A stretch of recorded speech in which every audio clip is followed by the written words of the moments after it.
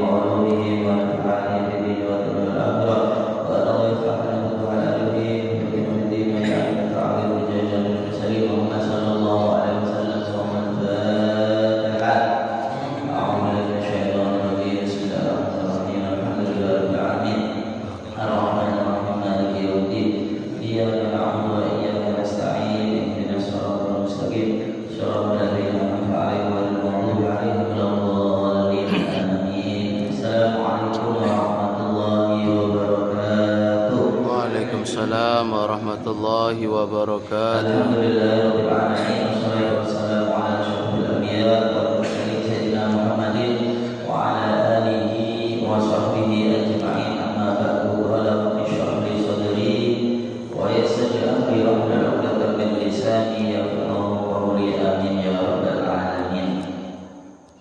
Masih sampai di bab syaratnya sholat. Insyaallah selesai ada di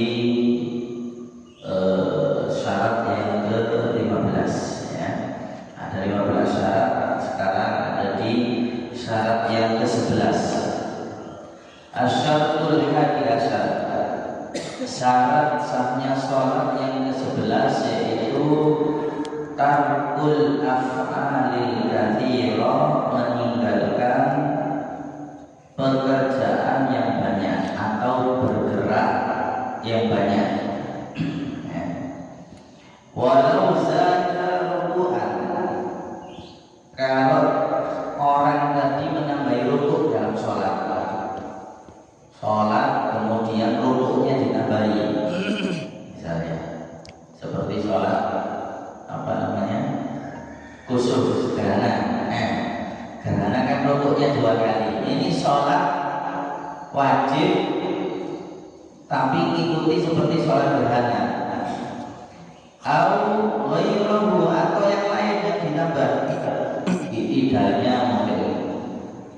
Pokoknya menambah rukun fi'liyah. Rukun yang dia mengerjakannya fi'liyah, bukan pekerjaan. Sujud, kan 2 kali ditambah siji 3 kali misalnya. Batalat inta ammadahu, maka batal sholatnya kalau dia menyengaja. Ya, kalau dia menyengaja. Walau yakun lil mutaba'ah, dan dia bukan orang yang mengikuti atau makmum. Walaupun dengan satu gerakan. Bukan cuma satu gerakan, kan katanya 3 gerakan, banyak gerakan. Ini satu gerakan toh, rukuk toh misalnya, nambahi 1 rukuk, maka batal sholatnya. Au fa'ala falasata af'al, atau mengerjakan 3 pekerjaan, 3 gerakan mutawaliyah yang terus menerus. Gerakan langsung terus menerus 3 kali. Bi alla yu'adfa kullun munqati'an amma qablahu. Terus menerus di sini gimana? Maksudnya enggak bergerak, berjalan misalnya 1, 2, 3. 3 kali. Seperti kata asati khotowat, berjalan 3 langkah misalnya, terus menerus, dan dengan semua anggota badan berjalannya. Au hakatin, atau menggaruk, tapi bikafihi, dengan bima'at tahrik bikafihi, dengan menggerakkan telapak tangan, jadi menggaruk ini. Nah, 3 kali, 1, 2, 3, itu baru sudah. Kalau dengan apa namanya ini, dengan kafain ya. Tapi kalau hanya telunjuk saja nggak apa-apa. Jadi gini, kalau garuk itu ini diamkan, ya, yang ini digini nggak apa-apa, walaupun 1000 kali nggak apa-apa, ya, 1000 kali nggak apa-apa. Tapi kalau garuknya gini, wah luput ya. 3 kali kok, 1, 2, 3, itu sudah batal. Itu sudah batal. Nah, kenapa? Karena dihitung gerakan 3 kali. 1, 2, 3. Apapun sama gatel. Nah, itu 3 kali batal. 1, 2, 3, itu batal sudah. Nah, harusnya macet 1 tok. Ini nggak apa-apa, walaupun sampai salep gue. Salep gue nggak apa-apa. Tapi kalau ini 1, 2, 3 batal. Nah, kalau gini 5, tapi gini kan. Nggak apa-apa. Ya. Yang penting jari dulu ya. Buat semuanya gini. Nah, ya. Yang penting ini dia. Kafain, apa namanya ini? Telapak tangannya dia. Kalau telapak tangannya itu bergerak, maka dihitung 3 kali.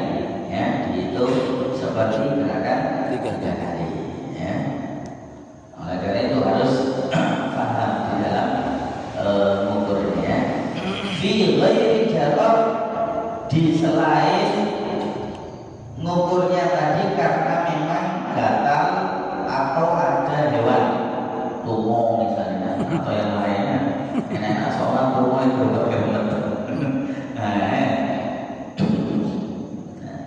Tapi ya tetap ya, itu doruri. Kalau doruri bisa ini lek tumoe kan ukur kaiso khusus soal itu terus memang misalnya ya sama ini caranya. Jangan ini gerak-geraknya, kecuali kalau sidatul khauf. Nah, kalau sidatul khauf sholatnya gimana? Maka nggak apa-apa kalau sidatul khauf. Sidatul khauf itu apa? Misal tengah-tengah sholat ada ular, tengah-tengah sholat ada ular, ular kobra misal. Main sholat ngarepin sama ular kobra. Nah, gimana ini?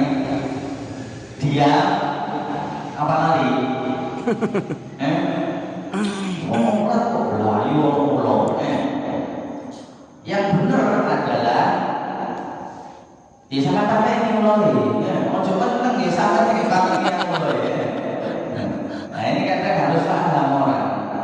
Sampai tengah-tengah sholat ada ular kobra di depannya sampai.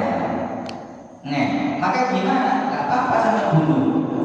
Apalagi sholat pinggirnya sama orang kayu, jadi kayu ini sampai bunuh. Ya, berarti kan gerak 3 kali gimana? Gak apa-apa.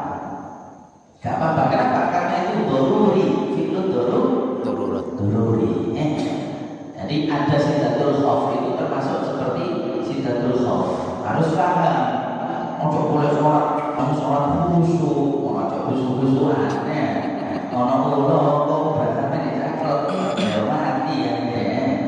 Duduk apa namanya? Bukan benar, itu tambah salah. Tambah salah. Ada hewan bahaya yang membahayakan tengah-tengah sholat, boleh sampai membunuhnya.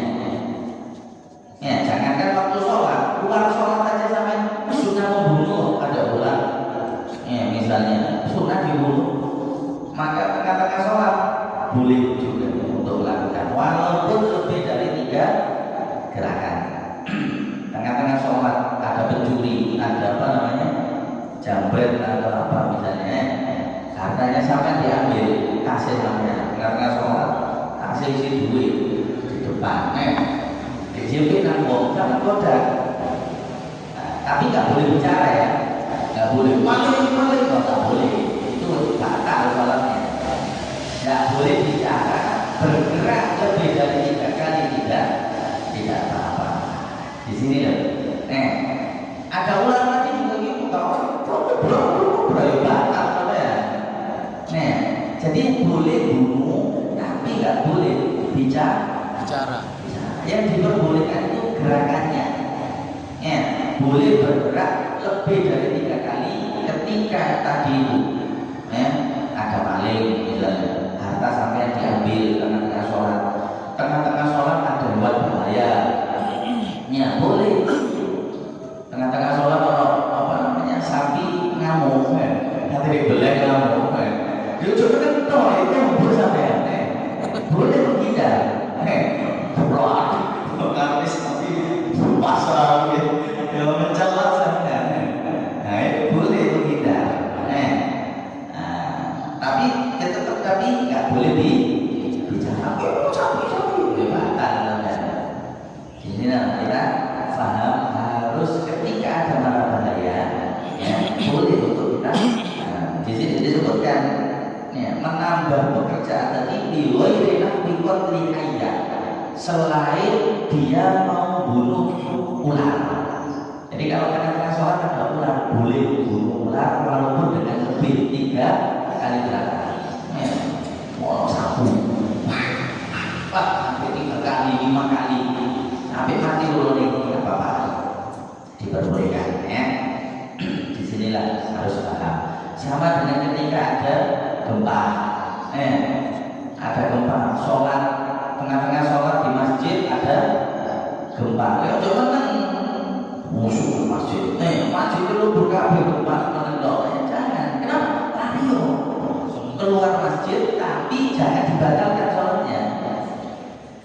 Jangan mengatakan gempa batal, sampai lari keluar masjid tapi tetap sholat terus sampai selesai itu nggak masalah, nggak apa-apa, nggak apa-apa. Jadi yang doruri seperti itu darurat, maka lebih daripada 3 gerakan apa-apa.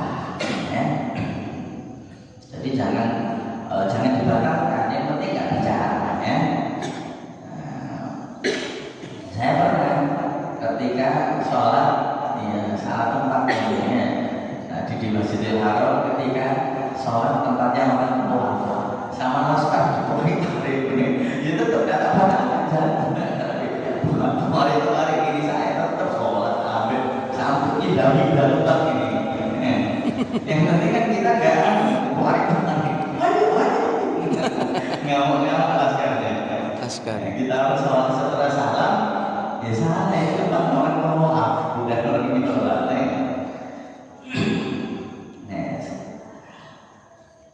Awal tabarak batat sahisa, atau 1 kali loncatan yang nampak bergerak semuanya anggota badan. Itu kalau 1 kali batal. Tengah-tengah sholat dikaget, mencolok. 1 kali loncatan, enggak boleh bicara, boleh ya, batal bicara. Hati langsung mencolok 1 kali loncatan, gimana batal? Ya kan enggak 3 kali. Tidak lebih dari 3 kali. Si loncat 1 anggota badan, kaki, tangan. Itu kalau 1 kali batal. Mencolok itu batal, makanya tidak boleh. Kecuali mencoloknya karena ada ular, apa-apa. Yang tadi itu ya. Jadi tadi itu kecualian sudah. Kaki nyangkut sampai sama mencolok menghindari, tidak apa-apa. Tapi kalau nggak ada darurat, seperti dikageti, laka, sholat tengah-tengah sholat dikageti, mencolok batal sholatnya. Allah batal mufrito, atau memukul dengan pukulan yang mufrito. Mufrito itu yang kenemenan mukulnya. Maka gimana?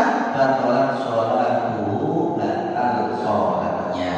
Sawa'un kana amidan am nasiyan, baik sengaja atau tidak sengaja, ya.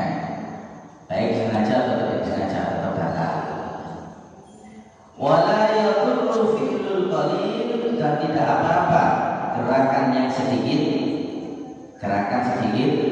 wala harakatin khafifah, atau gerakan yang khafif.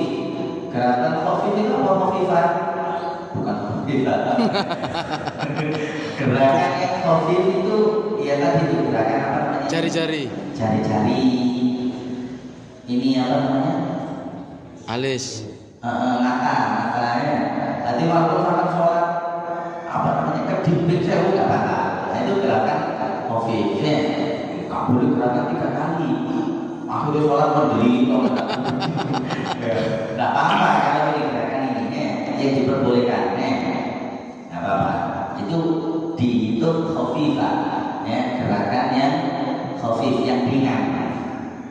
Jadi jari-jari kaki, jari-jari tangannya, kemudian Mulut. gerakan mata, mulut, hidung, telinga.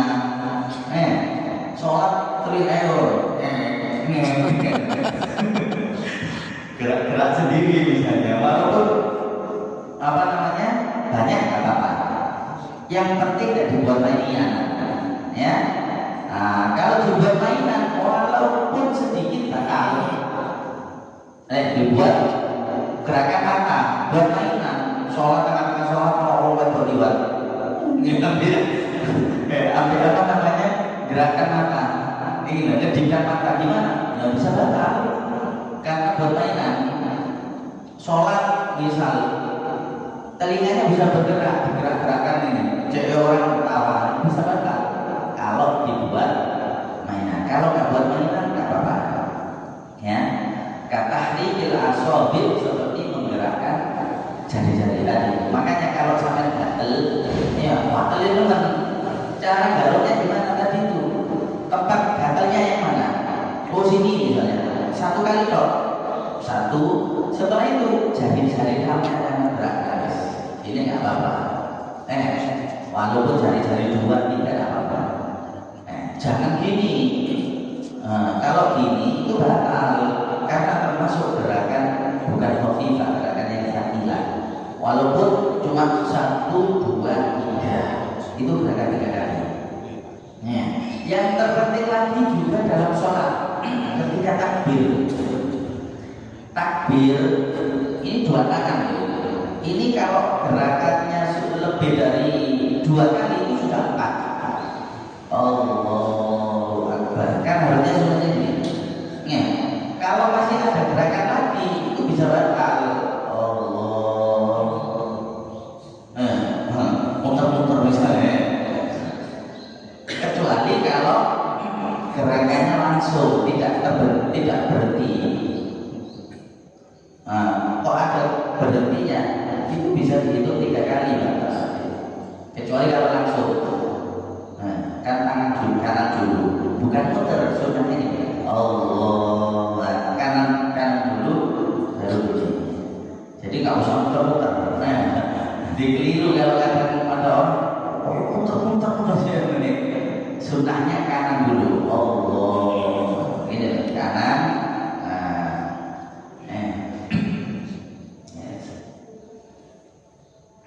Tuh yang ke-11 ya. Yang penting jangan bergerak 3 kali gerakan atau pergerakan yang memang di situ fahisah, kelihatannya itu sudah bahaya ya. Seperti loncat 1 kali atau gerakan yang lain, kecuali kalau daruri ya. Seperti tadi itu digambarkan sama Rasulullah ya. Daruri itu apa? Ya ketika bikotil aswadai, membunuh hewan hitam 2 ya. Seperti apa? Ular sama kalajengking. Sholat tengah-tengah sholat ada kalajengking, ada ular, gimana? Sampai bunuh nggak apa-apa ya, sampai bunuh juga kan. Oh katanya tongkat misalnya, gimana? Ya sampai menghindar saja juga nggak apa-apa. Jadi bukan colot ya, lari atau ke belakang atau yang penting jangan sampai apa namanya nggak menghadap kiblat di situ, kecuali kalau sudah dorure menulis kayak nggak apa-apa. Karena dikatakan di sini orang sholat itu sulit kalau dia itu hanya satu hayat, satu bentuk, pasti ada gerakan nanti. Orang menengok ini itu sulit, mesti ada gerakan sedikit, maka nggak apa-apa. Nabi sendiri pernah satu sholatan itu pindahnya jauh, misal sholat di belakang, kok orang-orang salamnya di depan. Nah akhirnya para sahabat, berarti di situ diperbolehkan kalau tidak sampai langsung 3 kali berturut-turut. Jadi diumpamakan sholat ada di belakang Nabi, tapi tengah-tengah sholat jalan 1, 2 berhenti. Setelah itu 1, 2 berhenti. Ya tutup ya dong.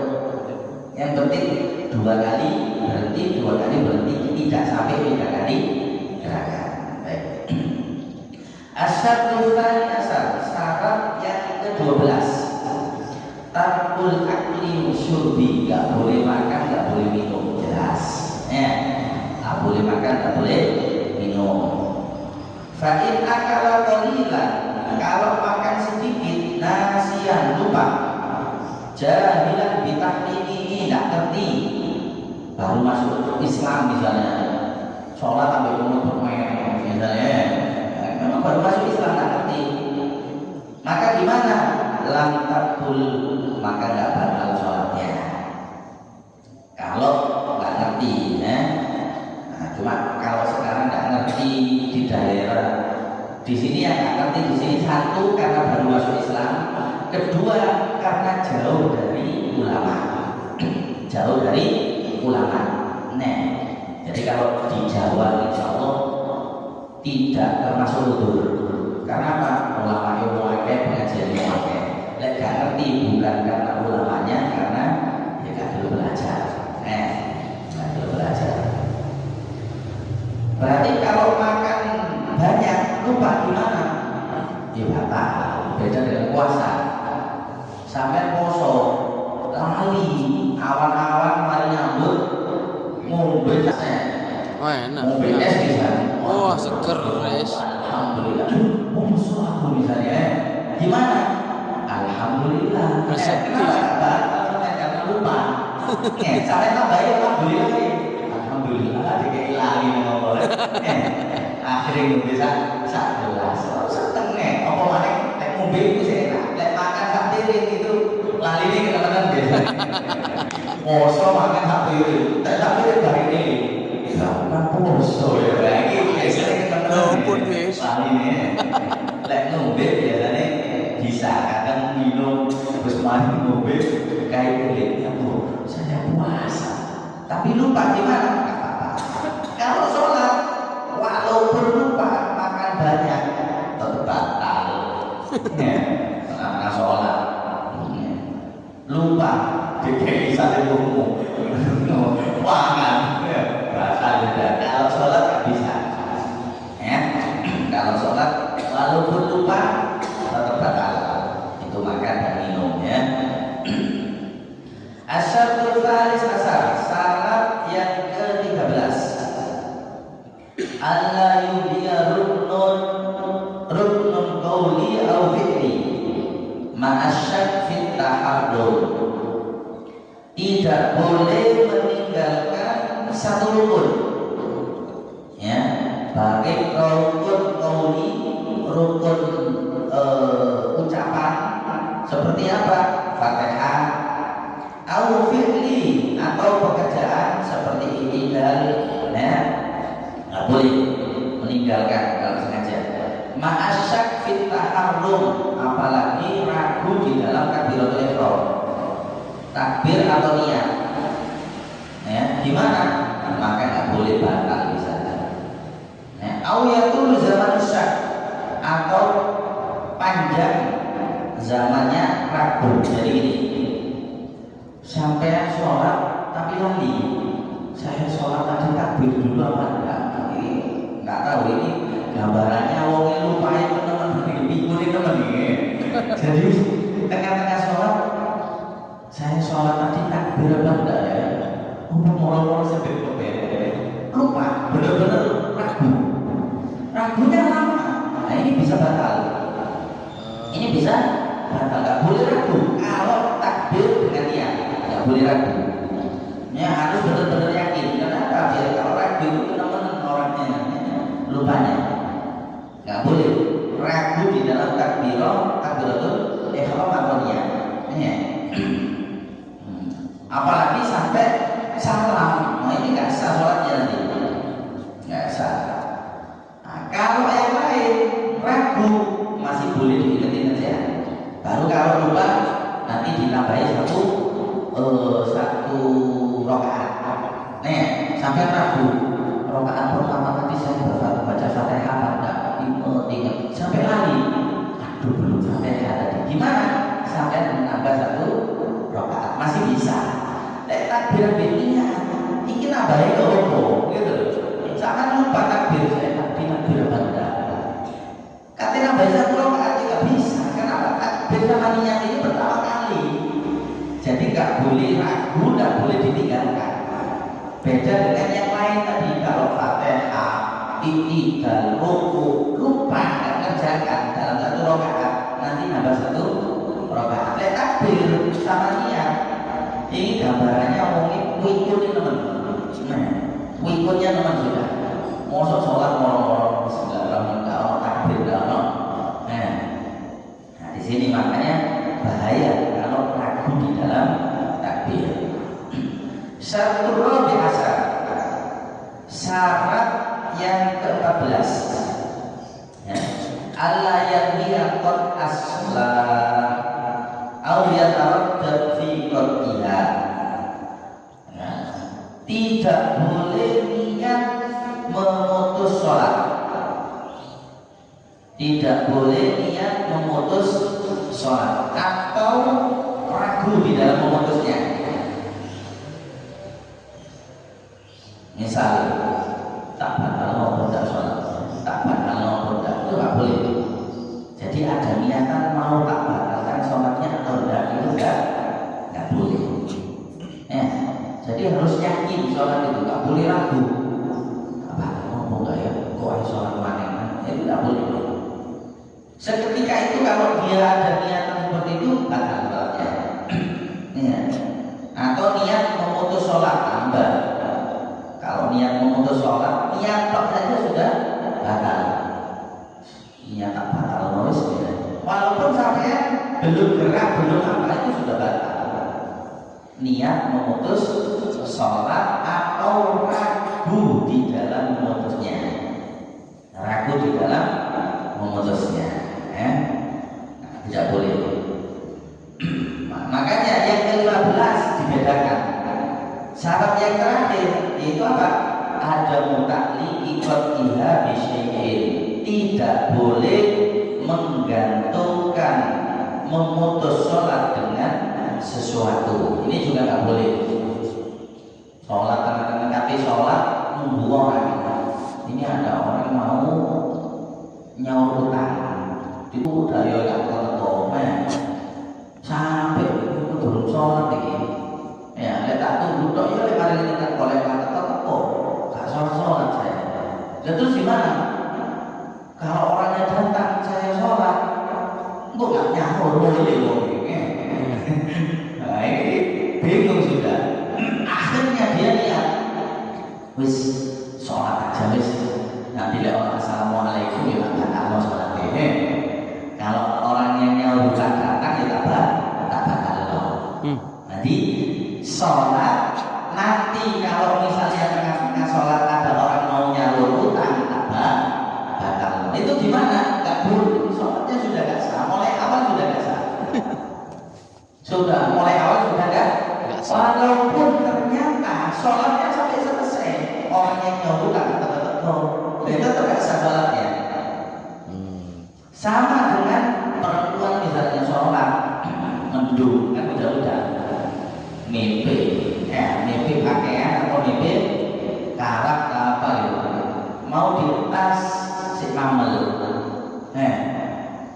akhirnya sholat dulu aja nanti kalau tengah-tengah sholat hujan dia tak bakal no ngentasi ubah-ubahan gimana sampean niat seperti itu sholatnya itu sudah batal jadi sampean mulai takbir sudah batal kalau ada niatan seperti itu nanti kalau tengah-tengah sholat hujan tak batal no ngentasi ubah-ubahan itu sudah batal makanya nggak boleh ada taklid ada menggantungkan niat untuk batalkan sholat itu terus gimana? Lewat sholat sampai selesai nggak boleh ada nanti kalau gini nanti nggak boleh semuanya ya nggak boleh sholat itu nggak boleh digantungkan dengan yang lain disinilah pentingnya itu sholat ya ini sholat wajib ya sholat wajib kalau sholat sunnah ya ada gambaran-gambaran seperti kemarin ya kalau ada yang lebih wajib boleh dibatalkan ya boleh dibatalkan kalau nggak ada maka nggak boleh membatalkan gampang-gampang membatalkan sholat itu tadi syarat yang ke-15 syarat daripada sahnya sholat ya penting syarat ini kapan dikerjakan yaitu mulai sebelum sholat sampai setelah sholat harus terpenuhi semuanya ya terpenuhi semuanya kalau salah satu saja dikerjakan maka tidak sah di dalam sholatnya subhanallah ya ada 15 Islam ya tamyiz itu ngerti bisa masuknya waktu mengerti dengan fardunya sholat tidak boleh meyakini fardu-fardunya sholat itu sunnah ya. Suci daripada hadas suci daripada najis ya. Kemudian yang ke-8 yaitu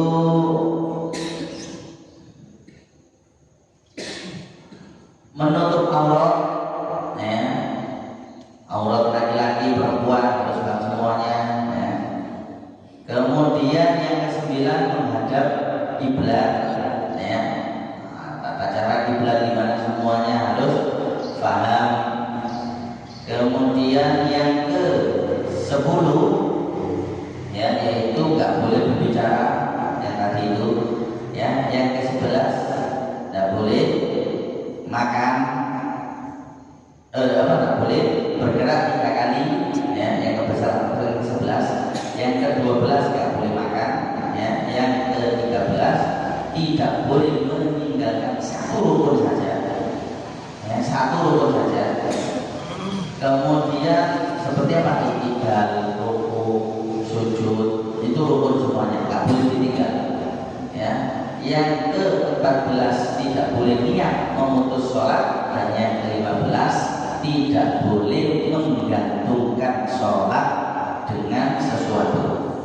Menggantungkan sholat dengan sesuatu itu nggak boleh ya. Itu tadi 15 daripada syarat-syarat sahnya sholat ya. Semoga semuanya manfaat buat kita semuanya dan semoga kita bisa melaksanakan daripada ibadah dengan khusyuk dan sebenar-benarnya sebagaimana yang diatur oleh Nabi. Apalagi kita di bulan Rajab ya. Bulan Rajab ini bulan diturunkan sholat 5 waktu, diwajibkan sholat 5 waktu. Gunakan dengan sebaik-baiknya sholat, tapi sholatnya sakarepan ya sama saja berarti dia menyediakan sholat. Sholat harus benar-benar ngerti rukunnya, ngerti syaratnya dan dikerjakan dengan khusyuk pada waktunya ya. Assalamualaikum warahmatullahi wabarakatuh. Saya mau bertanya, tadi dikatakan bahwa kedip yang bermain dibuat main-main itu batal misalnya.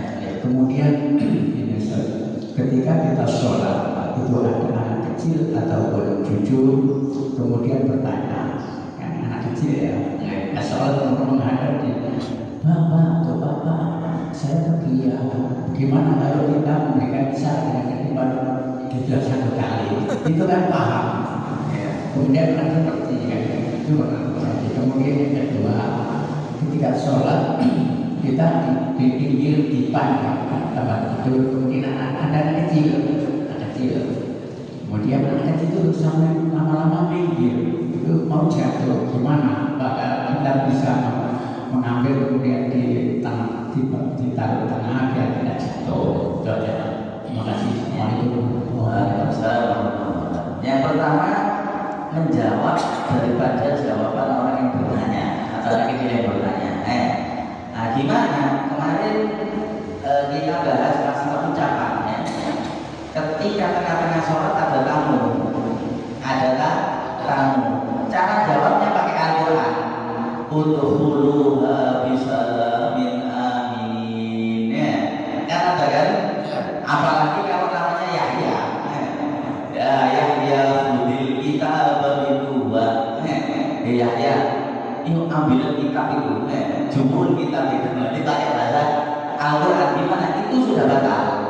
Kalau diniatkan jawab dah. Tengah-tengah sholat, Assalamualaikum. Akhirnya dijawab. Udkhuluha bisalamin amin. Masuk always kapok. Selamat misalnya. Gimana batal sholatnya? Nah ini gimana? Jawab dengan kedipan. Karena ini termasuk dihitung termasuk mainan. Gimana batal sholatnya? Bapak Allah itu yuk.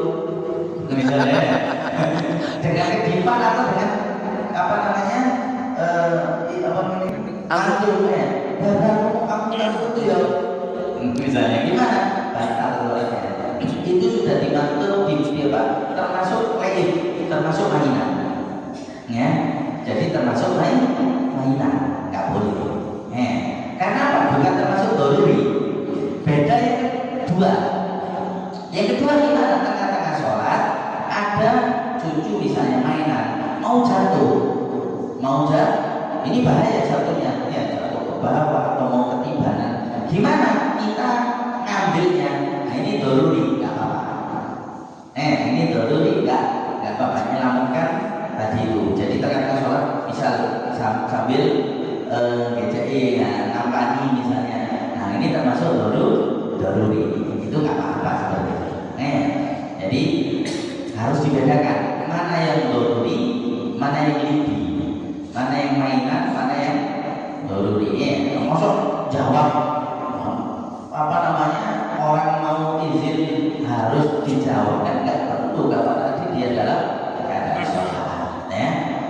Doruri itu gimana? Doruri itu ya tadi itu membahayakan nyawa, membahayakan harta. Itu termasuk doruri. Jadi boleh gerakan 3 kali. Tapi nggak boleh bicara, tetap nggak boleh bicara. Nah, ini penting harus dipahami ya. Jangan sampai akhirnya sholat itu tidak boleh bergerak. Akhirnya sholat Allah menang ya. Mulai dari bisa, nggak berhenti misalnya. Jadi ya nggak boleh Islam pakai ini nggak apa-apa. Kalau bergerak tidak. Yang mulai saya bertanya, misalkan kita waktu di tengah-tengah sholat, jelasnya kalau sholat itu makan boleh kan? Cuma ini ada selilit yang begini boleh satu umpok apa gitu. Nah, ini kan sulit, mau dikeluarkan sulit, terus gimana? Terus sampai keluarkan gimana? Selilit apapun itu ya, kalau lupa nah, maka gimana hukumnya? Maka lantatul, maka tidak batal. Itu kalau lupa. Tapi kalau nggak lupa, walaupun sedikit tetap membatalkan sholat. Gambaran lupa gimana? Akan lupanya ya apa gitu ya. Nanti lupa kalau dia sholat, moro-moro ketelan misalnya ya, maka nggak apa-apa. Tapi kalau nggak lupa, emang rasa itu Misalnya, kok dielak gimana? Walaupun sedikitnya seperti apa tetap batal. Tetap batal. Makanya di sini lah, jangankan kupo ya, rasa manis saja. Taman mau sholat, mau beli kopi atau teh, kok rasa manisnya masih ada. Tengah-tengah sholat, campur dengan air hujan sampai batal sholatnya. Batal sholatnya. Makanya ketika orang mau sholat, kok dia sebelum sholat makan atau minum yang manis-manis, sunnah berkumur. Jadi gak batal wudhunya gak batal, tapi sunnah berkumur. Makanya ada hadis Nabi mengatakan tawadhu. Di sini wudhu, di sini ada ulama tawadhu badal akal atau suruh. Tadi pokok setelah makan itu sebelum sholat suruh wudhu. Maksudnya wudhu di sini bukan bermakna wudhu sempurna, tapi berkumur.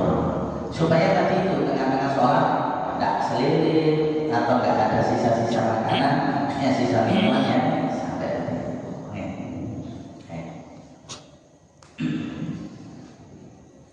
Assalamualaikum warahmatullahi wabarakatuh. Waalaikumsalam.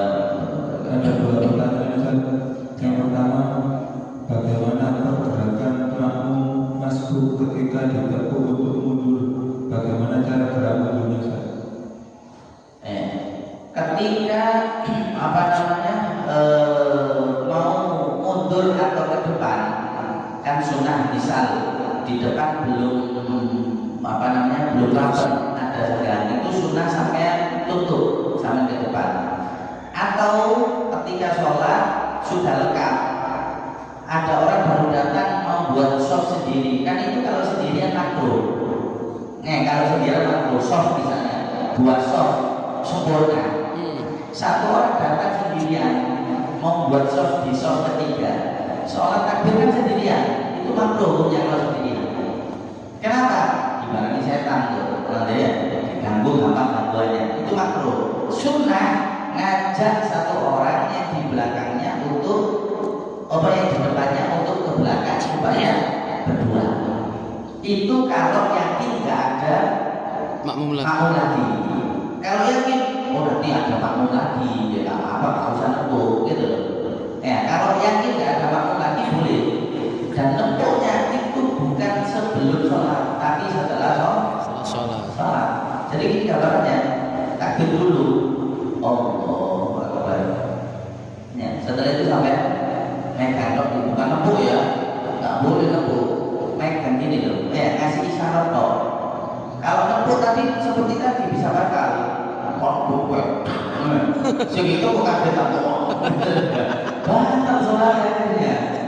Besi ditempuk kaget, nempukin dia bisa. Jadi setelah takbir dulu, Allah ngasih isyarat. Ke belakangnya gimana? Jangan sampai 3 kali gerakan mundurnya. 1, 2, diam. 1, 2, diam lagi. 1, 2, baru gitu. Jadi kakinya ke depan juga gitu. Sama sholat di depan kosong, sunnah sama ke depan. Dengan cara 1, 2, diam. Kalau langsung ya batal. Walaupun sunnah, jadi 2 kali toh. 1, 2 ada, 1, 2 ada gitu. Menutup barisan tadi itu. Atau kalau yang belakang tak maju-maju, jadi gambarannya agak panjang. Misal 2 soft, sahabat itu yang di tengah. Akhirnya 1 mundur kan? 1, 2. Di sini kosong kan berarti kan? Gimana? Yang pinggir berapa? Kanan atau kiri? Kanan nggak apa-apa, sini berapa? 1, 2. Ini terus 1, 2 terus merapat terus. Jadi rapat sholatnya. Jadi jangan sampai ada yang berlebihan. Nah ini harus paham semuanya. Sih nggak ngerti Nggak paham. akhirnya orang sih bengkak dan melaku dari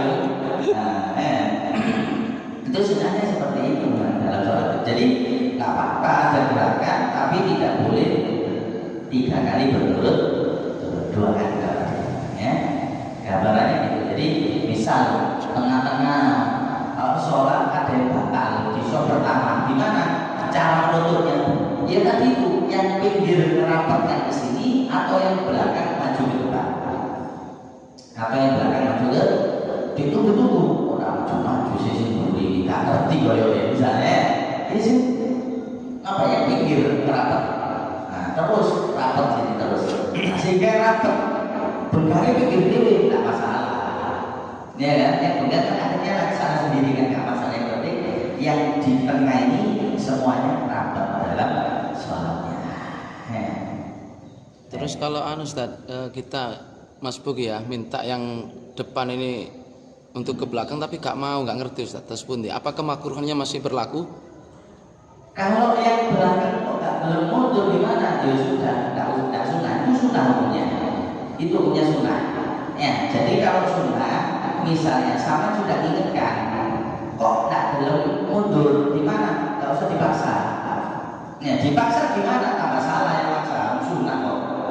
Nih, jadi kalau orang yang ngerti ya dia akan bareng saat sholat sendirian di belakang kan makruh nanti sholatnya tidak khusyuk dan dia akan di belakang. Kalau nggak ngerti ya nggak usah di nggak usah dipaksa untuk ke belakang lagi. Berarti kita sholat sendirian, yang penting dia sudah melakukan sunnah-sunnahnya tadi. Maksudnya kemakruhannya masih berlaku apa enggak ya? Ada yang ingin ini Pak Ustaz? Dia sholatnya ya tetap berlaku. Wah berarti saya melakukan makruh. Ya salah itu kok kali ya. Salah itu kok kali. Jadi itu tata caranya. Sama dengan ini misalnya, yang kadang banyak orang keliru. Ketika sholat mau ke masjid, tekoi akhir, tekoi akhir. Umay rodo akhir. Tengah-tengah jalan komat, tengah-tengah jalan ke masjid kok komat. Biasanya lari apa tetap pelan-pelan? Kalau lari komat, melakukan rodo bisa, ya kan? Ya. Nah, itu salah. Cek itu tidak bilang itu nggak masalah. Kenapa? Lesannya terbesar-besar. Waktu komat, mau aku ini nomor terbesar-besar. Ke masjid, Akbar. Kenapa? Sama sholatnya jalannya tadi terbesar-besar. Allah. Lalu terus gimana? Sakinah wal sana melakukan komat. Ojo tergesa-gesa tetap ketinggalan nanti. Bisa lain, teko ya telat. Lek kepingin gak ketinggalan.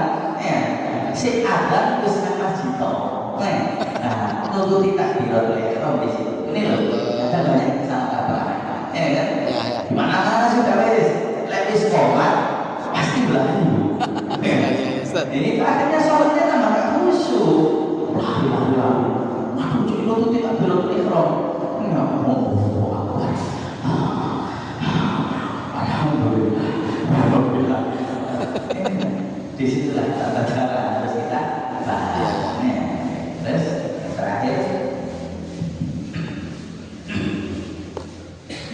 Yang kedua, jika suami sudah 4 bulan lebih tidak memberi nafkah. Baik. Nafkah wajib bagi sang suami memberikan kepada sang istrinya ketika lebih dari 4 bulan. Nah, di situ ada pembahasan sebenarnya bukan hanya 4 bulan ya. Kalau nafkah dohir, nafkah uang atau yang lain itu bisa membuat orang tadi menjatuhkan talak pergi ke hakim, tapi nggak bisa perempuan menjatuhkan talak, tetap hakim nanti ya, nanti ke pengadilan. Gimana ini suami saya nggak kasih nafkah? Kalau nggak ridho ya, kalau nggak ridho sang istrinya, kalau istrinya ridho ya nggak apa-apa. Ya, misalnya nggak apa-apa saya ridho memang kerja sepi misalnya. Yang penting saya masih bisa kerja, misalnya sang istrinya kerja. menghasilkan buat makan tiap hari cukup, terus gak apa-apa saya ridho. Memang suami saya nyari kerja sulit sekarang, maka gimana? Maka gak apa-apa ada masalah itu. Yang jadi masalah itu yang gak ridho, yang gak ridho gimana? Maka bisa jadi hutang, bisa jadi hutang. Ya wis tak catat Mas yo, golek sampean sugih, sampean sahur. Iya wis cateten saiki 50.000. Meneh 100.000. Terus. Pirang bulan, petang bulan, totalan. Baik orang-orang sugih apa namanya? Suaminya. Mas, sampai petang bulan gak kayak nafkah. Totalannya 20 juta. Harusnya orang wajib ya. Ya wis tak tambahin 40 juta bagus, nggak apa-apa kayak seperti itu. Nah tapi kalau itu ya bisa menjatuhkan talak, bisa datang ke qadhi. Sama dengan misalnya suami melihat atau bilang sumpah saya bersumpah 4 bulan tidak ada mengganggu istri saya. Nah itu boleh menjatuhkan talak, datang ke qadhi, wali qadhi, suami saya sumpah seperti ini, maka qadhi mendatangkan suami, dia benar kamu seperti ini, iya apa? Maka boleh dijadikan tolak. Kalau itu dicerai. Kenapa? Karena ilah, karena ini mengganggu kepada sang perempuan. Batasannya 4 bulan. Batasannya 4 bulan. Itu kalau nafkah batin. Nafkah batin. Karena nafkah batin kan nggak mungkin kan mau utang kan nggak bisa. Beda dengan nafkah dohir. Kalau dohir tadi macam-macam cara wis. Boleh utang, boleh ridho, boleh macam-macam tadi. Kalau nafkah batin ini diberi kesempatan sampai 4 bulan tadi itu. Lah gimana kalau kerja di luar? Ya pulang-pulang sampai lebih dari 4 bulan. Ya tergantung istri.